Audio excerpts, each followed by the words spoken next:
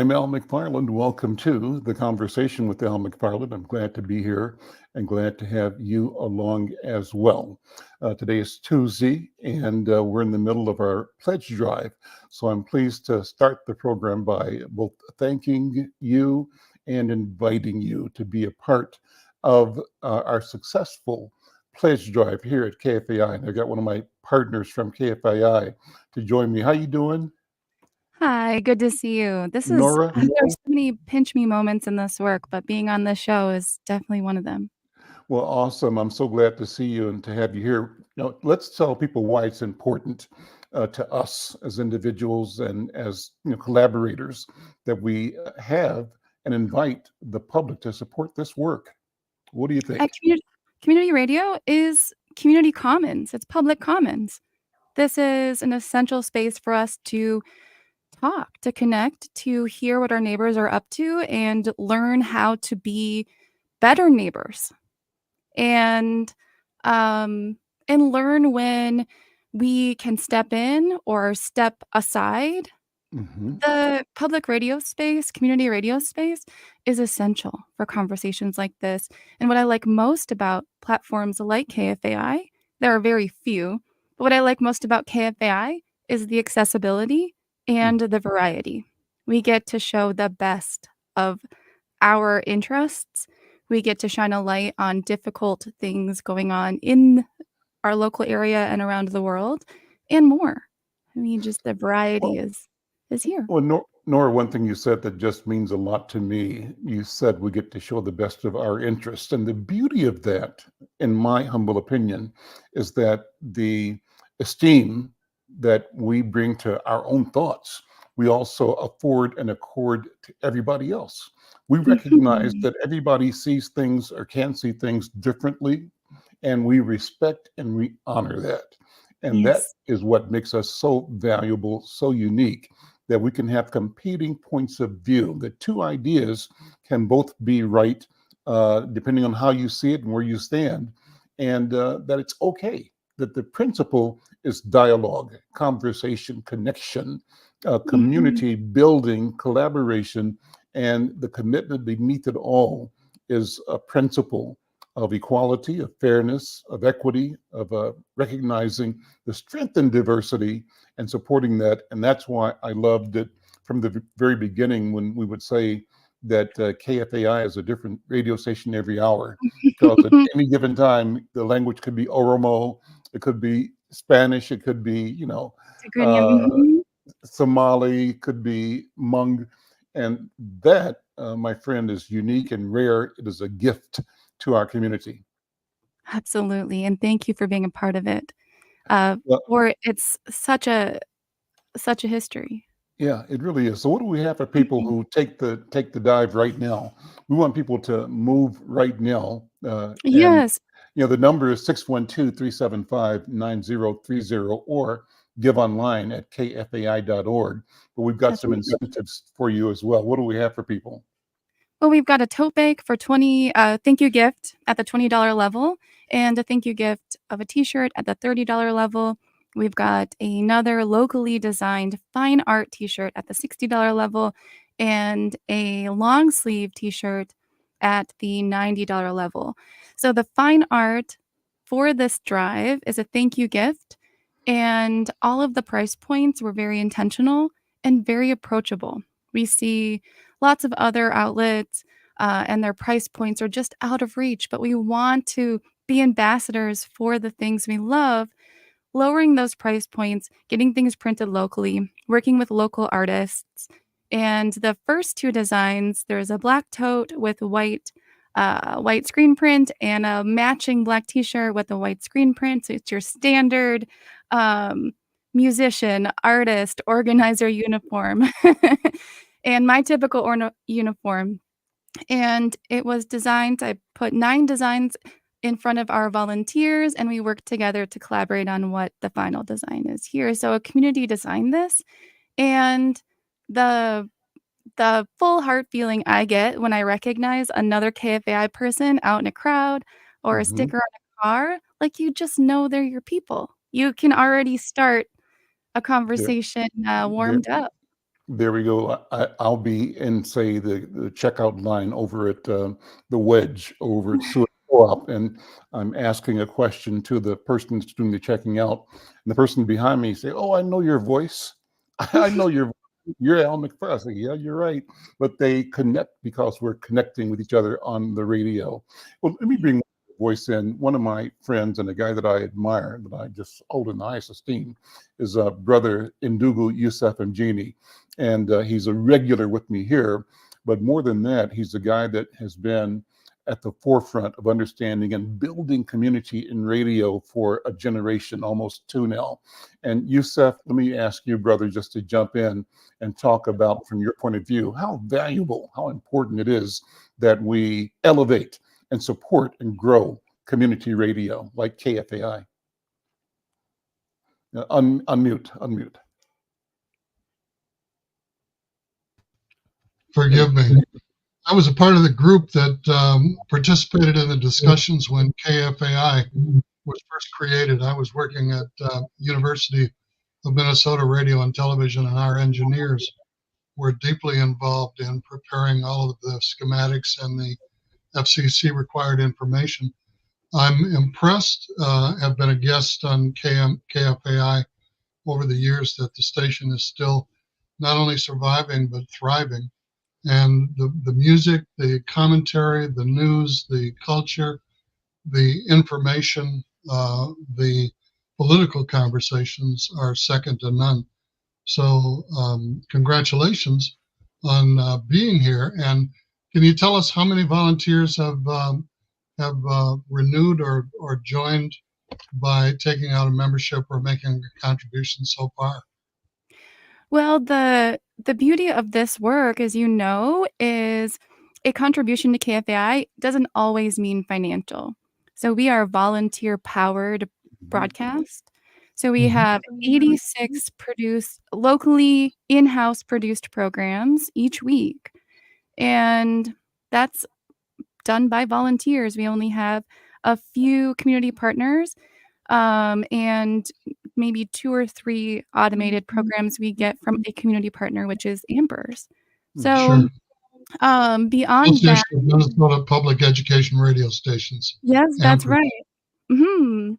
And so beyond that, over half of our volunteers are members, and the what we're very mindful of is that care and support looks different across cultures, generations, and interests. So we create a space with the fewest barriers to participate, and we Mhm. do rely on our powerhouse members to help keep us going. So Sure. our numbers now are we're 80/20, 80% publicly community funded, so that's through individual donations and the support of our underwriters, which we vet all of our underwriters for mission alignment, so we call them or they are community partners. Mhm. And Sure. the rest are grants we've got some state grants and then a somewhat significant grant from the CPB. Otherwise, this is community radio, you-powered radio. And what is the goal for the membership drive? 60,000. Okay, and where are we? We are just under we are let me look and we're at around 41 when I signed on here. Well, let's So we're make a bet. 2/3 of the way there. We just need Yeah. more people to call or to go online and contribute and join and help keep KFAI alive and thriving. Yeah, my dad said I need a celebrity to just finish the drive for us, so I'm calling all the celebrities I know in the area. There we go. So Very if good. you are a celebrity, you got a job, call us up, hook up with us, and want to build your brand as you help us build our brand. Our brand is serving the community. Uh, So I incidentally just wandered into this. I'm mhm, speaking to 2 public figures here, and these platforms are incredible for learning about all of the work mhm. across the community and the other communities you touch here on this program, and through Insight News. Big fan. All right, Um, cool. So thank you for having me. I'm going to sign off and listen to the conversation. Well, we'll bring you back in before it's over just to keep the pledge rep going. So thank you so Yes, much. And if you And the join number, or renew, you are a celebrity. yeah, yes, that's the no, true. the number is 612-375-9030. Give online at kfai.org. So you said, hang on with me. Let's invite Coach Leah in. She's our regular Tuesday partner talking about the world of sports. And I was actually talking with somebody yesterday. I'm not sure who it was, but I mentioned how happy I am to have this brilliant woman be the leading voice for Insight and the conversations, discussion about the world of sports. And so we're not talking about women's sports alone. We're talking about the sports world. And I think it's important that we right size the discussion by bringing in voices that are authentic, genuine, knowledgeable, and in all respects, Coach Leah represents that. Coach Leah, good afternoon. Welcome. You've got some great people here today. How you doing? Unmute. Thank you so There. much. I'm doing pretty well, and I'm so much enjoying this phenomenal weather here in the Twin Cities. I swear, every time I've been home here lately, it's just been phenomenal. So I know you guys are really, really enjoying these last few months. You have to. This Just is for you, incredible. Leah. This is incredible. So listen, I wanted to start with of some global news. As we know, I just recently left Los Angeles, and I had the honor of covering one of the Emmys events. As we know, with each cycle of the award season, there's a week of activities that's all the celebrities and the producers and directors and just everybody in the industry, goes to these different events all the week leading up to the Emmys. And just so happens that one of my dear, dear friends is one of the top producers of these red carpet events in Nicole Merritt. And she's joining us today. And I have some pictures that we can share from our event as well. So if we can bring Nicole in. And also, I know, Al, when we started our adventure and me coming back to Insight Sports, I had said, hey, are we still printing our paper? Yes, we are. I love it. I love it. I love it. Shout out to Fellowship Missionary Baptist Church, which is my church home here in the Twin Cities. And I picked up a few copies. So, Nicole, I'll bring you one, sister. Thank you. Thank you. Yes. And it's just so beautiful to know that, again, we're being intentionally multi-generational. We know that our uncles and great uncles and aunts and grandmas and grandpas, they still want to hold this and open it up and read it each week. So, Al, so thank you for that. But Nicole, thank you so much for joining us. And I want you to obviously meet in person our editor-in-chief, Al McFarlane, as well as my colleague here, Yusef, that joins us on Tuesdays. But listen, have you been able to get any rest at all since we Not left really. LA? Hi, gentlemen. Thank you for having me on.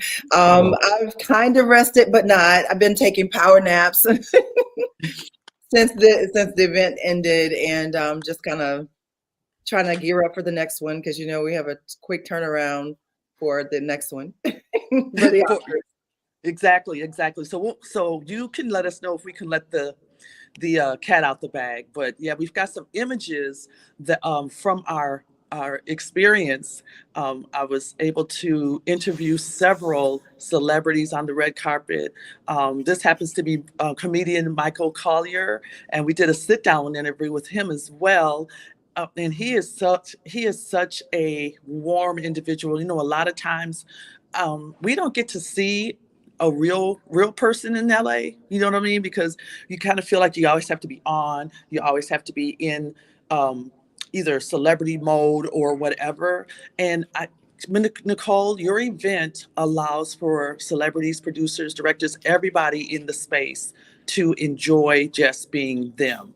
Yeah. Talk to me about, and I can tell you, Michael Collier absolutely did that because, you see him just being funny or in a serious, when he's doing serious acting, that person.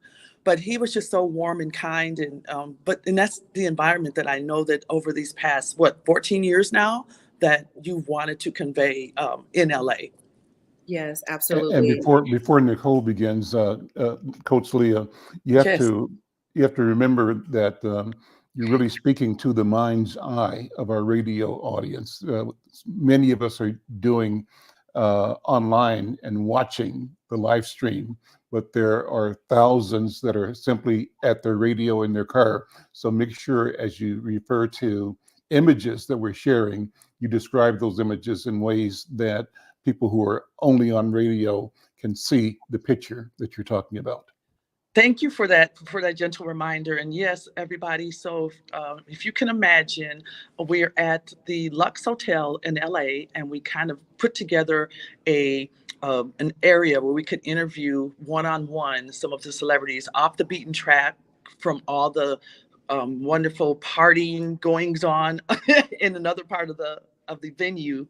And so we're having a sit down interview, and this particular image shows the interview that I had with Michael Collier, the comedian. So, but yeah, Nicole, please talk to us about your journey. Give us the quick and dirty, because I'm going to ask you a couple more questions. Okay. Like quick and dirty. So, little small town girl from Tallahassee, Florida, had a dream about being in Los Angeles, and I made my way there about 14 years ago, after having been noticed, and someone pulled my coattail and said, "Hey, you're out here on the East Coast doing these huge."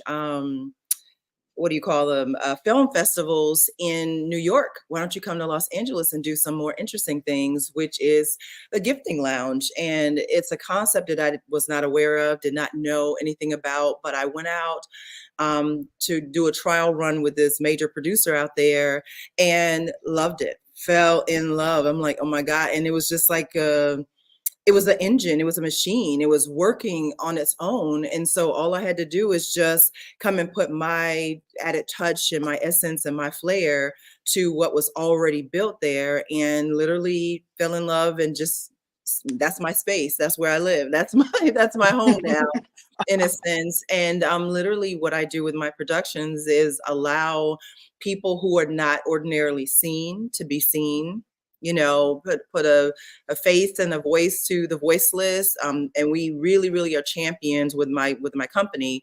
We're champions for indie talent. So that's the indie producers, directors, and the actors, because in Hollywood, like, they're staples, they're trilogies, and there's franchises already built, and these young people are just starting out and they need a way in, and we provide that way in. And we literally bring to the table the angel investors, the money people, the business people in Hollywood, with the young, hungry indie talent that needs to, they need a way in, they need an opportunity. So we do that with our events. So, so Al, I don't know if you recognize this gentleman in this picture with me, but he considers himself a teacher, which was very interesting because we all know him for his acting prowess, but he calls himself a teacher. Al, do you recognize this man here that I want to sit down with? Looks like Carl Lumley, but I'm not sure. Who is it? It is Richard Lawson. Who? Richard Lawson. Okay. Yes. And so, and his interview was really unique in the fact that, and then everybody, if you'll see, I'm doing a sit down interview with Richard Lawson, and then he is also in our, he's also in our printed version. So everybody that's in Twin Cities, if you go to our business page on page 8, you will see a kind of a whole article of our feature with Nicole Merritt. But and so we talk about the vibe a little bit, Nicole. So why is it so important to have that red carpet with the step and repeat on site during the gifting lounge?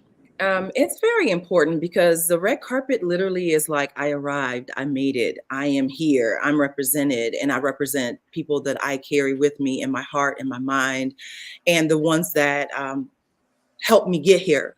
So it's very, very it's a psychological experience for people to step on that red carpet. And we literally allow them to be in the carpet all night long. When they arrive, our party is about a 7-hour party. So people can kind of flow in and out. And a lot of the lounges actually roll up the red carpet a couple hours into the party and take down a step and repeat and things like that. But what if people are stuck in traffic trying to get to the party, just like what we just experienced, 2 hours behind car accidents and, in the wake of an earthquake, which happened that morning for us, like people are just kind of like all over the place and disheveled. And it's not really ideal to be able to make a red carpet in an hour or two. So we literally left it out all night long, and people were on the carpet all night long. When the party ended, we had to pull them off the carpet. Yes.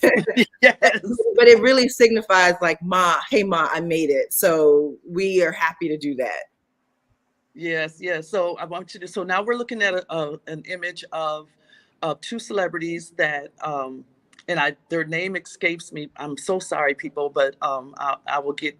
Nicole, do you recognize and can you recall the names of these two individuals? They're actors. Whitney and Newton Mwenge. Yes, Whitney and Mwenge.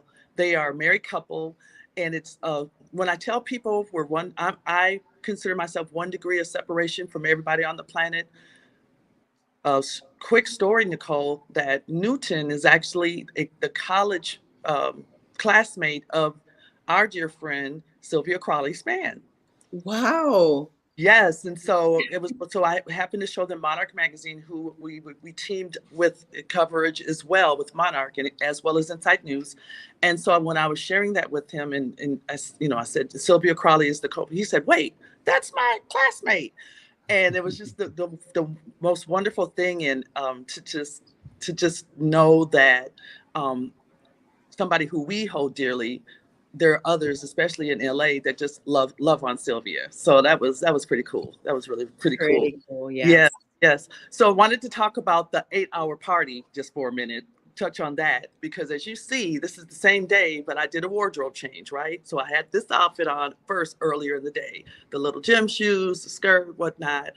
And so I had severely sprained my ankle the Sunday before heading to LA. So I had to get a custom fit brace.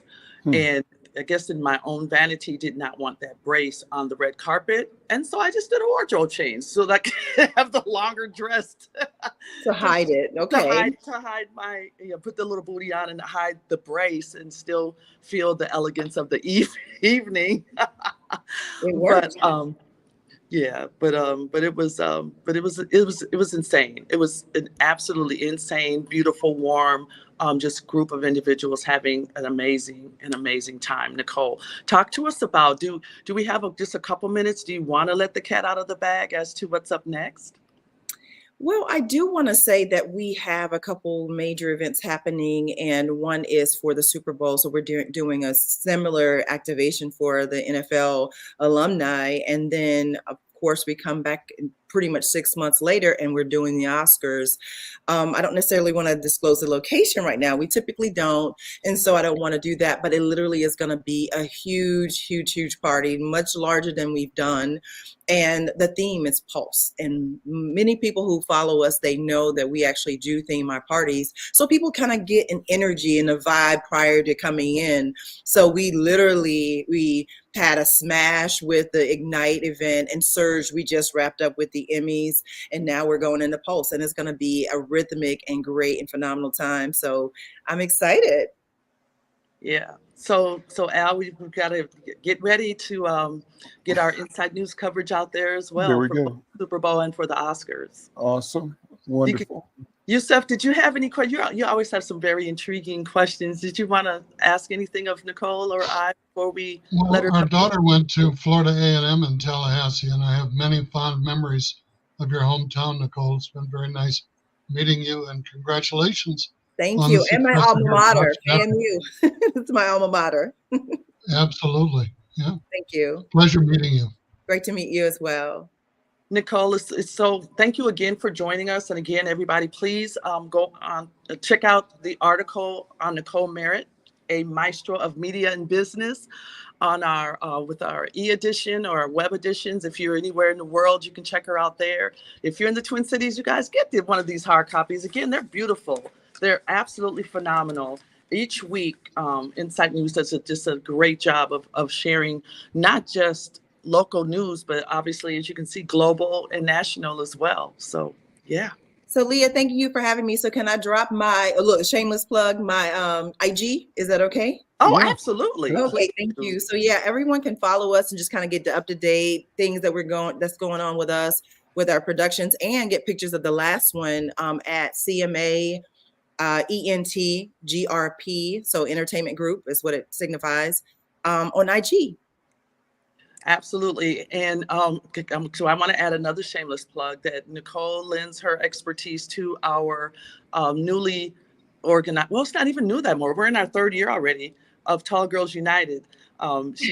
Nicole is our operations director for good reason, because she keeps all of us in order and allows for our Wellness, Wealth, and Winning conference that she also named for it to be just a very smooth, and it's becoming the go-to event at the Women's Final Four. And Nicole, I want to thank you so much for coming alongside Sylvia and I with that venture as well. Thank you. You're welcome. My pleasure. Absolutely. Well, I don't know how much time you're going to give us today, but we also have Leah B. Olson joining us today. And Nicole, I know you probably have a few other things you got to tie up today. So we'll say au revoir to you for right now, sister. Thank you, Nicole. Thank you. I appreciate it. Good to see Take you. care. Bye-bye. Yeah, so, okay. So we've got the tale of two teams. Okay.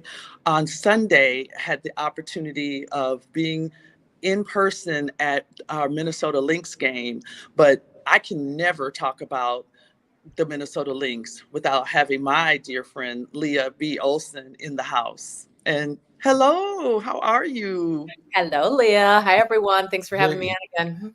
Hey, Good Leah. afternoon. And so, and we've, here we go again. We've talked about this already. The Lynx have been having just a wonderful, wonderful season. They were not even picked to come in the top four and end up being the number 2 team in the league this year, right? Yep. Cheryl Reeve, just for whatever reason, just knows year after year how to pull the absolute best out of her players, and not just as individuals, but then has this builds this culture of how can everybody be the best in what they're supposed to do so we all can be the best. Mm-hmm. If that's the best way, using the word best, that I can articulate what's going on with the Lynx. But here we go again with the tale of two teams, because we see one team in the first half, and then we see, I don't know, I feel like that they are the robot and not programmed players that are coming on the floor for the second half. Help me here. Well, first of all, you're exactly right. This team is led by Coach Reeve, who is going to be, is the AP National WNBA Coach of the Year. She's won 4 WNBA championships, and her philosophy is always 1, lead with defense, and 2, it has to be a team philosophy. And so one of the great things I've learned from watching her teams since the Lynx arrived in Minnesota in 1999 is that you have to get everyone to buy in to what your belief system is. And when everyone truly buys in, you have this very unselfish nature of the way that they play. The Lynx have been number 1 in assists all season long. And Wow. so that means that they share the ball and that they know that they're going to give up a good shot for a great shot.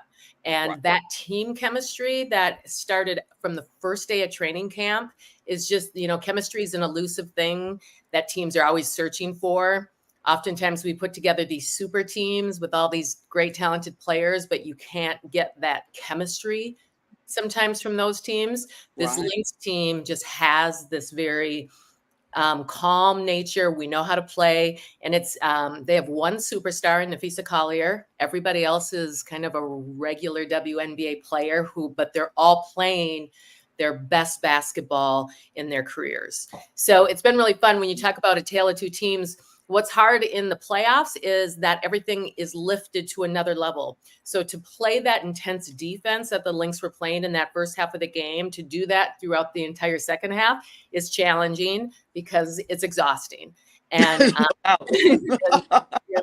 This is the battle for athletes, is being able to give everything you have on the defensive side of the floor, and then to come out offensively and still be effective and be able to hit your jump shots and layups and all of those things.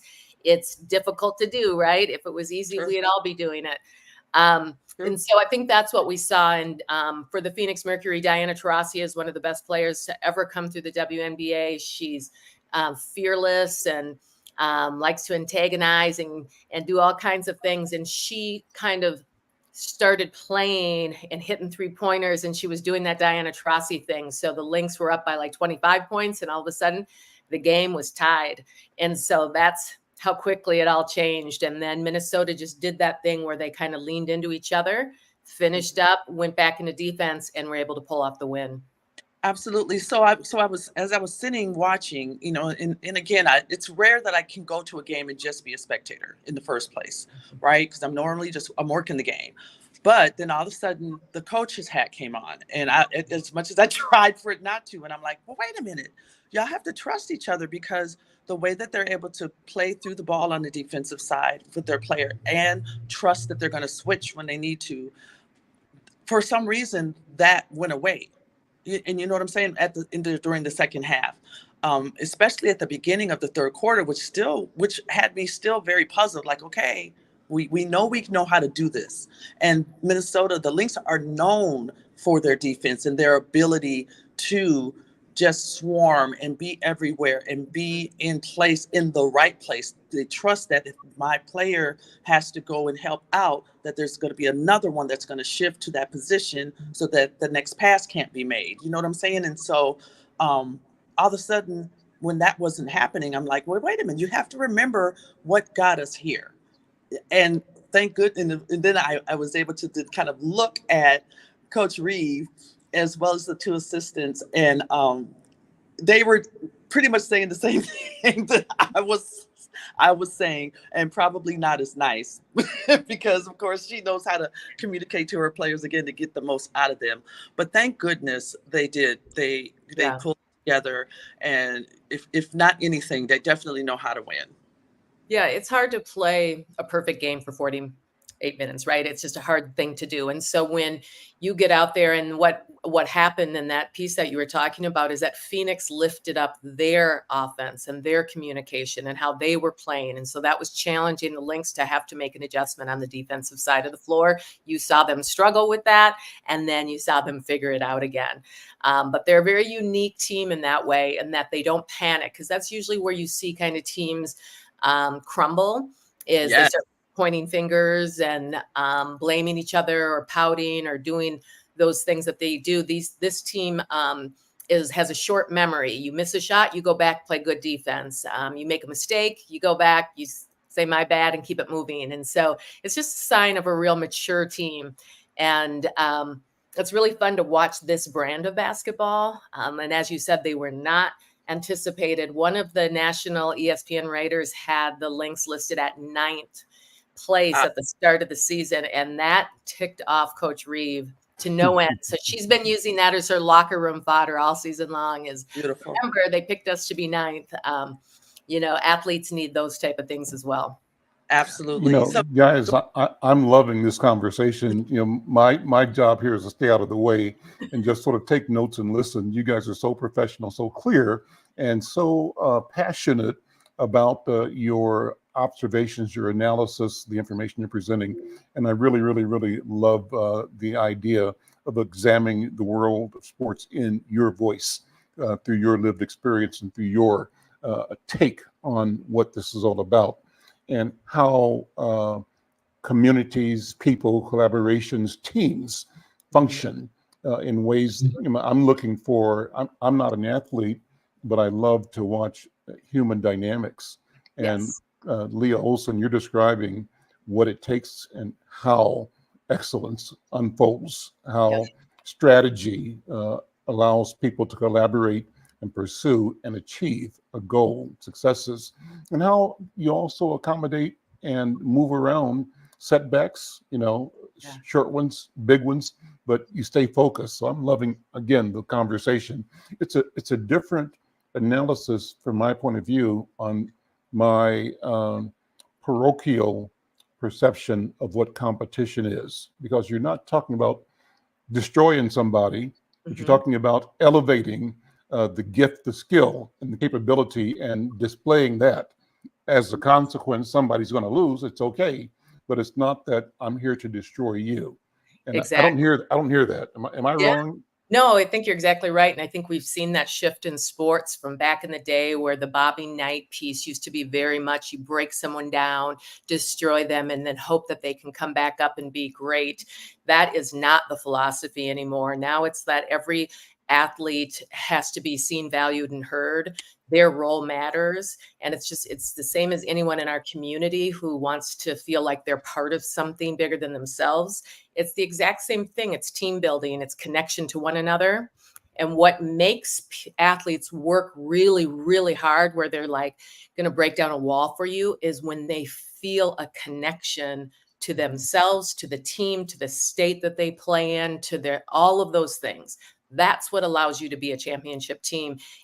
You're exactly right, Al, that it's the exact same thing that happens in our community, in our world, because they're human beings playing a sport. And so Coach Reeve has figured out a way to connect people in a way that's bigger than themselves. And that's the reason why she's had so much success on the court. Yeah, and she's so well respected now globally as well. You know, with winning the gold medal with their Olympians. But talk a little bit about. So there's two things I want you to talk about, Leah. The first is let's stay on this game just for a minute, or stay with this series for just a minute. And you had mentioned Diana Taurasi, who has not announced her retirement formally. Correct. But do we feel like when's Yes. tomorrow's game, it might be her last game? We do feel like that. Right.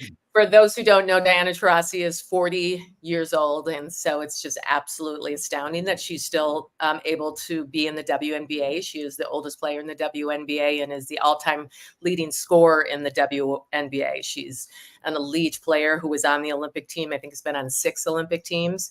And so her legacy is all across the WNBA in all areas. And so she hasn't wanted like a big hurrah for me, I'm going away, but her last game in Phoenix before the playoffs started, they did do, if this is your last game, we want to say goodbye to you. And so everyone's kind of been doing that and watching. And I think even, she's kind of been in Minnesota, she's been like, the villain, because she comes in here and like oftentimes has beat the Lynx throughout the years. And so even I think Minnesota fans are like happy to see her one more time on the court. No doubt.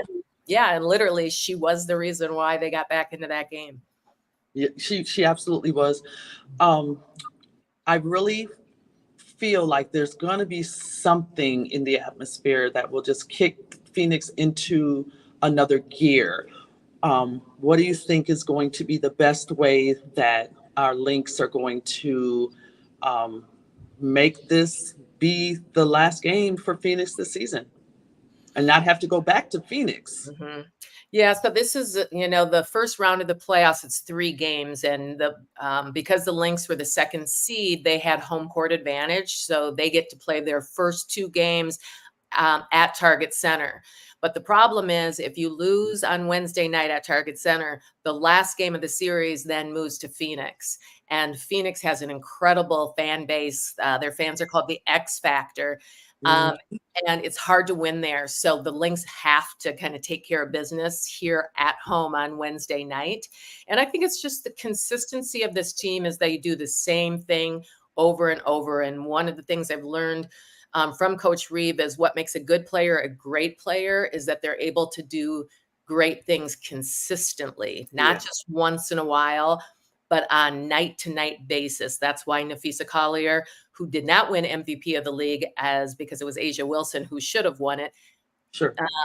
Nafisa Collier is the second best player in the WNBA. And so she sets the tone for this team, had a huge first game in the playoffs. It's so fun to watch her play that well. I think she needs to lead this team again and come out with a great start. And then everything else just has to fall into, we know how to win, and a real confidence around. One thing about athletes, they have to play with confidence. And when they do, and then they fall into what we've done to get here, I think if they play that team defense, share that ball, and rely on one another, I think they're going to get a win on Wednesday night. Very good. Youssef, I know that you had talked about not being able to check out as much women's basketball as you had hoped, but chime in here for a minute. Are you going to try to make sure that you check out this game tomorrow night? Well, I'm going to tell you, it's been fascinating listening, Coach Leah. And Leah, thank you very much. You're welcome. I'm reminded that Kalamu Yasalam, who was the editor of Black Collegian magazine, once pointed out that Black women keep our skies from falling. And I think that the previous discussion demonstrates not only why, but how. So thank you for your expertise, far above any that I'm capable of even commenting on. Thank you so much. I appreciate that. Well, let me just say a second to that, Youssef. I so enjoy this. And let me then pivot to our listeners on KFAI. This is a rich conversation. It's a unique conversation. It's a great conversation. And it's something that we are able to do and glad to do here with you in community on KFAI. And what we want is for you to support this kind of radio, this kind of engagement, this kind of platform experience. What we've done is combined, the classic radio engagement with our multimedia experiences. We're streaming live on YouTube on 2 different platforms, streaming live on 3 different Facebook platforms. We're streaming live on LinkedIn and live on Twitter as well. But in addition, we have the unique value proposition of having this content show up as news articles in Insight News. What does it mean? Insight News produced every week, actually produced every day online, but as a print vehicle every week, distributed to, I think we print 30,000 copies every week. We say we probably reach around 3 readers per copy. So almost 100,000 people a week. So imagine, our ability to create a convergence of classic print, classic radio, and new media with the YouTube, the Facebook, the X, and LinkedIn. This is special. And what it does is give us a capacity to connect with each other across sectors, across gender, across age, and across geography. We are hosting global intergenerational conversations, and I think it's a wonderful thing. But what do you want to do, dear listener? What do I want you to do? I want you to support this station, support KFAI by becoming a member of the station. We're in Pledge Week right now, and you can support by pledging, donating to KFAI. The number, I think, is on the scroll here. Let me read it, though, just so I have it exactly right. Let me bring my KFAI partner on board again, just to help me make the invitation before we pivot to some national news. 375-9030, 612-375-9030. That's the number to call to make your pledge. Call right now or go online. There you go, Youssef, kfai.org. And again, this is exciting, it's fun, and it is informative. Go ahead, Coach. You about to say something? I was. So just before we let Leah go, I just wanted to give you an opportunity. First of all, your community engagement is amazing. And thank you so much for keeping us in the loop with your social media and your whereabouts and what you're doing out and about in the Twin Cities.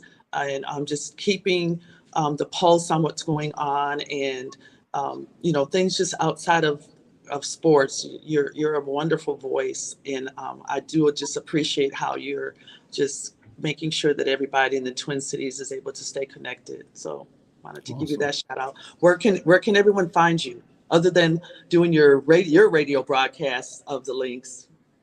Well, for Insight, obviously, insightnews.com. That's the website that's the one you're saying, but also I think you can connect with us. I think, I don't know what the best way is.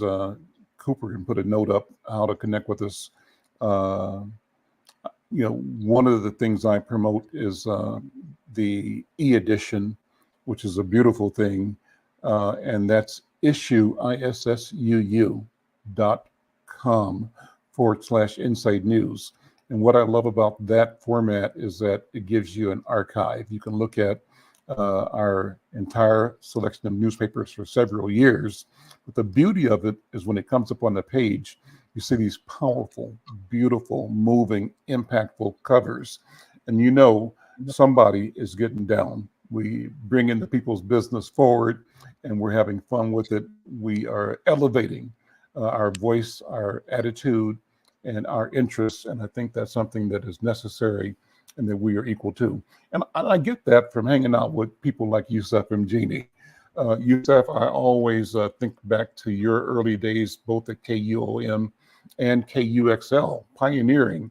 One of the memories I have that's one of the best memories is the Al-Kabulan Institute. And take us down that road for a quick second, Yusuf. Leah, let me let you guys go. Thank you so much. Appreciate you being here. Come back. Obviously, Leah, every week we'll see you, Coach. But Leah, we love what you're doing and continued success.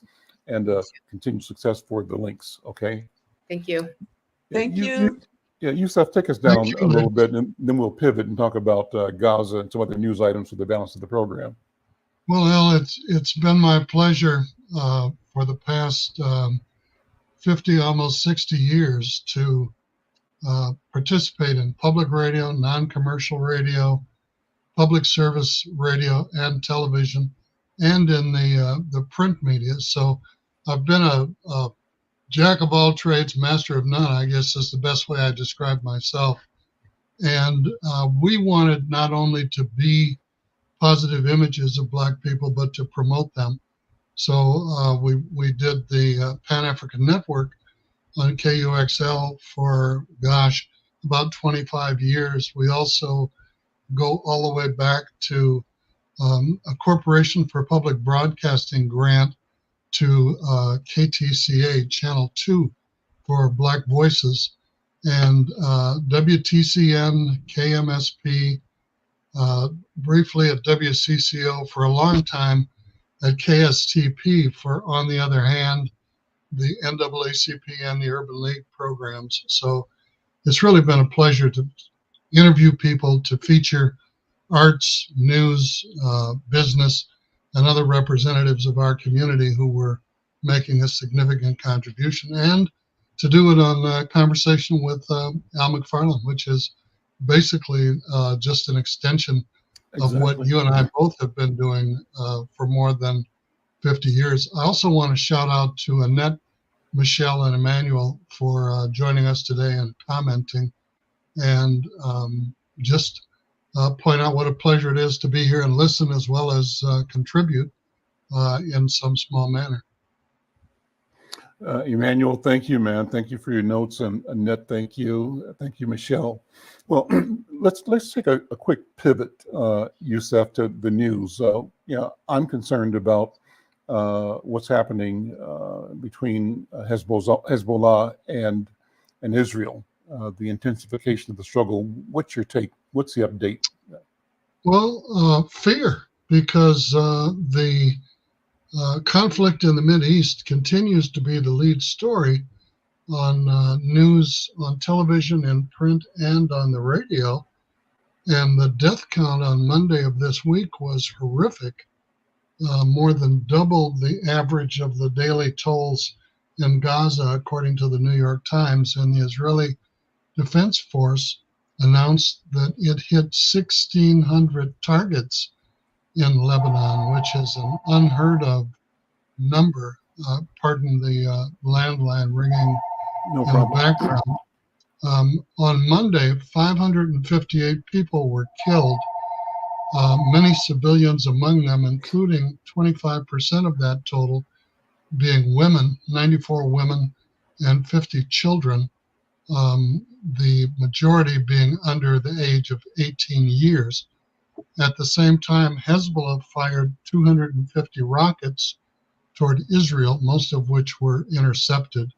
They have fired 8,000 rockets since October 7th of last year, the beginning of this latest conflict, but 250 rockets versus 1,600 air raids. And 65% of Gaza has been leveled to the ground, 42,000 people killed, the majority of whom are women and children, civilians, and more than 70,000 wounded. One of the concerns is that the conflict between Lebanon and Israel in the north of Israel, which borders Lebanon, could detract from the negotiations about the remaining hostages in Gaza that people around the world would like to see released through some mutually beneficial ceasefire. It's important to recognize that this conflict could escalate into a Mideast war, which could draw the United States, China, and Russia in, not only of suppliers of military munitions, but also in terms of a possible resurgence of the draft, because we've got aircraft carriers, we've got U.S. soldiers in all four branches in the region on standby, and the entire world watching. But it all goes back to the fact that as long as Prime Minister Netanyahu can keep the conflict in the headlines, he stays out of court on corruption and bribery charges that could result in a prison sentence. And we're coming up in a few weeks on 1 year that this conflict, some people are calling it a war, has been taking place between Israel, Hamas, and Hezbollah. And of course, Iran, with 700 million people, an army, an air force, and the financial resources to continue supporting Hezbollah. And the other horrific event, the 400 pagers, the walkie-talkies that have 1 ounce of C4 plastic explosives in them that are being set off, that Israel has acknowledged responsibility for, is like people are wearing landmines and they're being hacked electronically and set off. I think this escalation brings this conflict to another level. It also makes the potential for peace seem like it's farther than it has been in the past. But we're hopeful that common sense will prevail, and the 95% military will be subdued by common sense, and that the two sides can reach an agreement, come to a ceasefire, release the hostages, and de-escalate the military conflict and escalate the discussions toward peace and the resolution of conflict in the Middle East. I'm on the United Nations page right now, Youssef, and I'll share some of the brief one-paragraph headlines or shorts that they're presenting based on today in their global section. And the first one is a headline saying that the world is at an inflection point, but there is always a way forward. That comment from our President Joe Biden, and the article or the short note says, U.S. President Joe Biden told leaders at the United Nations on Tuesday that with the world at a historic inflection point, our test is to make sure that the forces holding us together are stronger than those that are pulling apart. Another snippet presented in this collection of shorts is one headlined, "Trust Ideals Crumbling." That statement from King Abdullah II of Jordan. That says that addressing world leaders at the UN General Assembly, King Abdullah II of Jordan warned that the United Nations is facing an unprecedented crisis, one that threatens its legitimacy and undermines global trust in its moral authority. And then another one, UN headline is UN's Guterres urges global solutions as uncertain world edges towards a powder keg. These are all statements from today, 24th September. Accompanying that is what just about is that the world is locked, he says, in a purgatory of polarity, with a growing number of governments and others feeling entitled to a get-out-of-jail-free card. Secretary General Antonio Guterres told the UN General Assembly, which opened its annual high-level meeting on Tuesday. Go ahead, Yusuf. What are you going to say? The United Nations also estimates that there are 1.5 million people in Gaza who are facing what they categorize as catastrophic hunger and starvation. So, we can't allow the situation in Lebanon to be a distraction from the situation in Gaza. They both are at a critical boiling point. Well, interested in what you listeners and viewers have to say about this, and what we'd love to do is have you drop a comment in the comment section, but follow up by sending a note to Insight News. We'd love to have letters to our editor that we could share both here and in the newspaper, and you can simply do that by sending something to McFarlanemedia@gmail.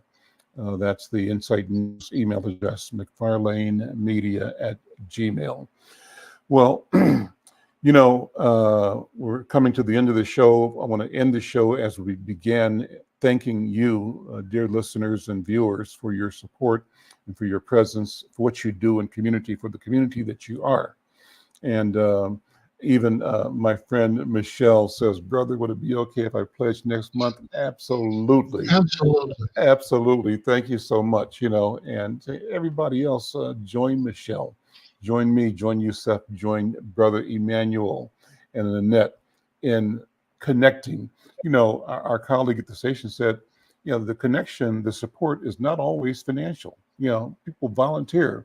And if you simply take the time to share our feed to your network, your social media networks, you are doing the work. And so that's another way to support this station, by building community. Yusuf, what I have a personal interest in is figuring out how we can talk to each other across the planet. One of the things we do at Insight that I'm proud of is a section we call Afrodescendientes. If you haven't seen it, go to insightnews.com, check it out online. But we take one article and we run that article in English, Spanish, Portuguese, Somali, Swahili, Yoruba, and French. And the idea is that these are among the languages that we show up in. Well, what's the point?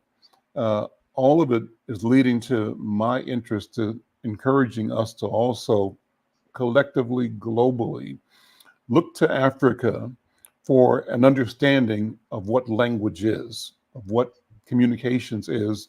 And the look that I'm suggesting is a look to ancient African languages, particularly ancient Egyptian hieroglyphics.